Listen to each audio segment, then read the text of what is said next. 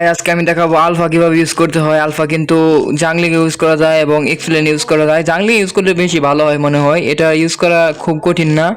প্রথমেই কম্বো দেখে দেই। কম্বোটা হচ্ছে গিয়ে প্রথমে আলটিমেট ইউজ করতে হবে, তারপর স্কিল ইউজ করতে হবে, তারপর শেষ। মানে এটা যদি আলটিমেট ইউজ করে স্কিলগুলো ইউজ করা হয় তাহলেই শেষ হয়ে যাবে ড্যামেজ খেয়ে। আবার দেখায় আমি।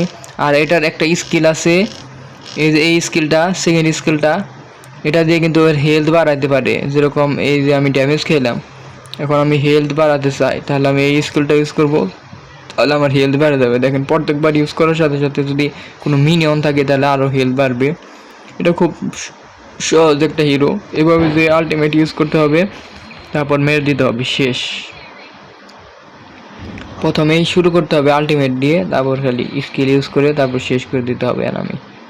এটা খুব ইজি একটা হিরো, হার্ড না।